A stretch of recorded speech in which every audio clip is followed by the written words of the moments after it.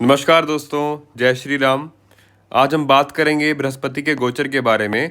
2026 में मिथुन राशि के अंदर जो कि 1 जून तक है वो कैसा रहेगा। तो देखिए, जो वृश्चिक राशि वाले हैं उनके लिए जो बृहस्पति हैं वो अभी 8वें घर में गोचर कर रहे हैं। अब इसका मतलब क्या है, तो गोचर समझने के लिए हमें 2-3 चीज़ें समझना बहुत ज़रूरी है। जैसे देखिए, पहले तो हमें 8वां घर समझना बहुत ज़रूरी है, बृहस्पति समझना बहुत ज़रूरी है और मरकरी भी समझना बहुत ज़रूरी है, क्योंकि जो 3 नंबर राशि है वो मरकरी की राशि है। जेमिनी राशि मरकरी की राशि है। इसलिए पहले हम डिस्कस करेंगे कि मरकरी, जुपिटर और 8th हाउस किस चीज़ के कारक हैं, फिर रिजल्ट क्या होगा, और जो लोग इस वीडियो के एंड तक बने रहेंगे उन्हें एक में गोचर लगाना कैसे है, कुंडली में गोचर को प्रैक्टिकली यूज़ कैसे करते हैं, ये भी बताऊंगा।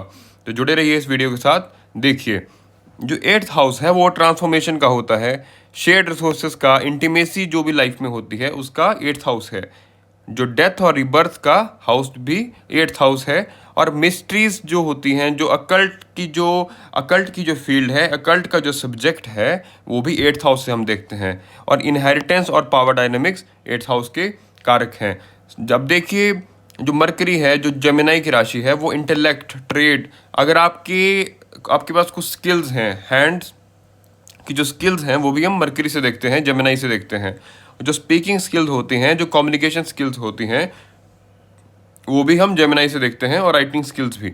अब देखिए, बृहस्पति जो है वो एक्सपेंशन करते हैं जहाँ भी जाते हैं, और कंसल्टिंग का फील्ड जो हम देखते हैं वो जुपिटर से देखते हैं।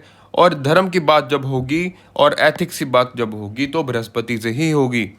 तो दोस्तों, अब हम इन तीनों को ब्लेंड करेंगे आपस में। देखिए, अब बृहस्पति चले गए 3 नंबर राशि में, तो ये 8वें घर की चीज़ों को एक्सपेंड कर देगा। मतलब अगर आप पहले सोचते थे कि आपको अकल्ट की फील्ड में जाना है, जैसे मान लीजिए कि आपको एस्ट्रोलॉजी सीखने का बहुत मन था, या फिर आप किसी ऐसे सब्जेक्ट में हैं जैसे मान लीजिए जिसमें मिस्ट्री है, कोई कर्म कांड हो गया, कोई स्पिरिचुअल बुक हो गई, मान लीजिए अचानक से आपने गायत्री मंत्र की किताब खरीद ली, उसके बारे में आप पढ़ रहे हैं, आप शिव पुराण के बारे में पढ़ रहे हैं, आप भगवत गीता पढ़ रहे हैं, अचानक से आपका अकल्ट की तरफ, मिस्ट्रीज की तरफ आपका ध्यान चला गया, तो ये सब चीज़ें इस समय हो सकती हैं।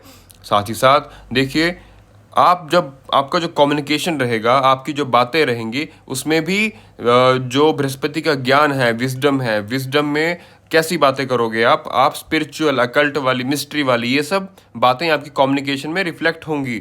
दूसरी बात देखिए, मैंने कहा जो 8वां घर है वो डेथ और रिबर्थ का है। अब डेथ और रिबर्थ से मतलब क्या है, इसका ये मतलब नहीं है कि आपका डेथ और रिबर्थ हो जाएगा। देखिए दोस्तों, जो 8वां घर है उसको ट्रांसफॉर्मेशन कहते हैं। मान लीजिए आपकी कुछ 3 आदतें थी जिससे आप अपनी ज़िंदगी चला रहे थे, अचानक से आपको लगा कि नहीं, ये मैं गलत कर रहा हूँ, मुझे अपनी आदतों में सुधार लाना चाहिए, मुझे अपने कर्म में सुधार लाना चाहिए। आपने अपने ऊपर काम करा। जब आपने अपने ऊपर काम करा तो आपका कर्म चेंज हुआ और आपने अपने आप को ट्रांसफॉर्म किया। तो जब आपने ट्रांसफॉर्म किया तो आपका एक नया जन्म होता है, आपकी एक नई पर्सनैलिटी का आपका एक नया जन्म होता है, उसे ही हम कहते हैं रिबर्थ। तो आपने अपनी पुरानी पर्सनैलिटी की आपकी उसकी डेथ हुई और नई पर्सनैलिटी आपकी रिबर्थ हुई, इसी को बोलते हैं ट्रांसफॉर्मेशन। इसको इस तरह देखना है।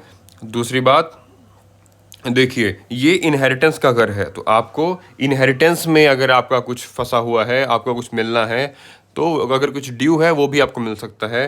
साथ ही साथ जो लोग इंश्योरेंस सेक्टर में काम करते हैं, जो लोग कमीशन में काम करते हैं, उन लोगों के लिए भी ये समय काफ़ी अच्छा है। अब देखिए, अब इसमें हम और बात ये करेंगे कि जो वृश्चिक राशि वाले हैं उनके लिए जो बृहस्पति होते हैं वो 5वें घर के स्वामी होते हैं और दूसरे घर के स्वामी होते हैं। तो योग कारक प्लैनेट होकर बृहस्पति 8वें घर में है, और यहाँ से वो सीधा देखते हैं 12वें घर में। 12वां घर स्पिरिचुअलिटी का होता है, फॉरेन का होता है, आपका इन्वेस्टमेंट का होता है। तो जो लोग फॉरेन जाने का सोच रहे थे उनके लिए भी ये समय काफ़ी शुभ है। फॉरेन का मतलब आप अपनी जगह से ऐसी जगह पर जाते हैं जहाँ का कल्चर बिल्कुल अलग है, वहाँ के जो लोग हैं वो अलग हैं, उनका पहनावा अलग है, वो लोग दिखते अलग हैं। इसको हम फॉरेन की कैटेगरी में इंक्लूड कर सकते हैं। अब आपको आपको विदेश जाना है, आपको किसी फॉरेन कंट्री में ही जाना है, तो उसके लिए आपको और चीज़ें भी देखनी होंगी कि आपको कुछ दशाएं चल रही हैं और चंद्रमा राहु का आपस में संबंध है, तो कुछ भाव एक्टिव होने चाहिए, वो एक डिफरेंट टॉपिक है। लेकिन ये फिर भी उस चीज़ को एक्टिव कर रहा है, साथ में आपके स्पिरिचुअल भाव को भी एक्टिव कर रहा है। तो जैसा कि मैंने बताया कि जब ट्रांसफॉर्मेशन होती है, आप अकल्ट की तरफ जाते हैं, तो आपका स्पिरिचुअल एलिमेंट एक्टिव होता है। साथ ही साथ ये इन्वेस्टमेंट का घर भी है, तो आप लॉन्ग टर्म इन्वेस्टमेंट भी कर सकते हैं। आप अपना पैसा इन्वेस्टमेंट में लगा सकते हैं, क्योंकि जो 12वां घर होता है वो दूसरे घर से 11वां होता है, मतलब आपकी सेविंग्स का जो लाभ है वो 12वां घर है। तो इस तरह आप इसे देख सकते हैं। देखिए, जो बृहस्पति की जो 7वीं दृष्टि है वो होगी दूसरे घर पे। दूसरा घर होता है एसेट्स का, सेविंग्स का, फैमिली का। आपकी जो एसेट्स होंगी, जो फैमिली सेविंग्स होंगी, इसमें इंक्रीज आएगा। आप हो सकता है प्रॉपर्टी खरीदें, लेकिन शर्त ये है कि आपको दशा भी वैसी साथ में चली होनी चाहिए। देखिए, ये वाला घर जो होता है ये वाणी का है, तो मैं आपकी वाणी में सात्विकता आएगी, आपकी वाणी में ज्ञान आएगा, विजडम आएगा। साथ ही साथ आप हो सकता है कि अभी आप कुछ अपनी फाइनेंशियल प्लानिंग करें, आप कुछ एफडी लगाएं, आप कुछ ऐसा सिप लगाएं या फिर म्यूचुअल फंड में इन्वेस्ट करें, तो ये भी अभी देखा जाएगा। साथ ही साथ देखिए दोस्तों, जो बृहस्पति हैं उनकी जो 9वीं दृष्टि है वो जाती है चौथे स्थान पे। चौथा स्थान जो होता है वो सुख का स्थान है, वो मानसिक शांति का स्थान है, वो आंतरिक सुख का स्थान है।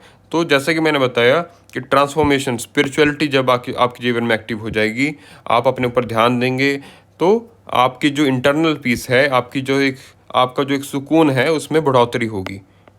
साथ ही साथ मान लीजिए, अगर आप अपने ऊपर किसी लग्जरी पे अगर आप खर्च करने का सोच रहे थे, या फिर आपका घर लेने का प्लान है, अगर आप अपने घर के बारे में सोच रहे हैं, तो उसके चांसेस भी काफ़ी प्रोमिनेंट होते हैं। लेकिन उसके लिए दशा प्लस शनि का साथ भी होना ज़रूरी है गोचर में, वो भी आपको देखना है।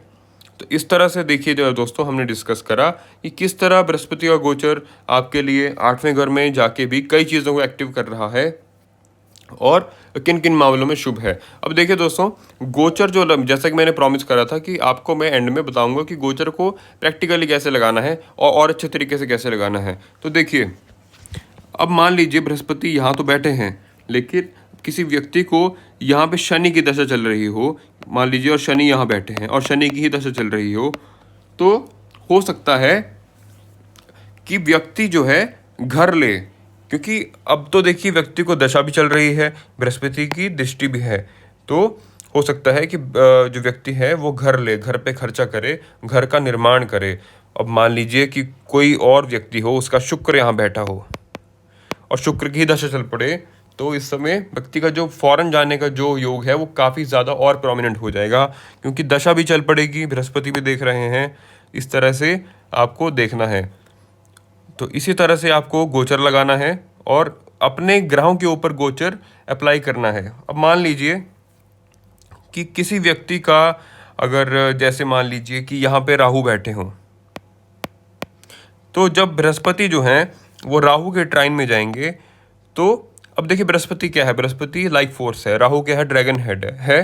तो हो सकता है कि आपको, अगर आप अपनी हेल्थ का ख्याल नहीं रखेंगे, तो आपको डेंगू, मलेरिया, टाइफाइड जैसी प्रॉब्लम हो जाए, जिसमें आपके सेल्स हैं वो कम हो। क्योंकि जब भी ये देखा गया है कि जो लाइफ फोर्स है, जो कि बृहस्पति है, राहु के त्रिकोण में जाते हैं, तो व्यक्ति के जो लाइफ फोर्स पे ये ना इफेक्ट करता है। तो जैसे आपको डेंगू हो गया, तो डेंगू में मान लीजिए आपकी WBCs हैं वो कम हो जाएंगे, तो उससे आपकी लाइफ फोर्स वीक हो जाएगी। तो इस तरह से आपको हेल्थ के मामले में भी ध्यान रखना है कि आपकी कुंडली में कौन से ग्रह कहाँ पे बैठे हैं और बृहस्पति से वो क्या योग बना रहे हैं। उस तरीके से भी आपको गोचर ब्लेंड करके लगाना है कुंडली पे। इस तरह से आपको अच्छे रिजल्ट मिलेंगे। तो ठीक है दोस्तों, धन्यवाद। लाइक करें, कमेंट करें, सब्सक्राइब करें और कमेंट्स में बताइए कि आपके ग्रह कहाँ पे हैं कुंडली में, और बृहस्पति किन किन ग्रहों के ऊपर से जा रहा है गोचर करते हुए। धन्यवाद।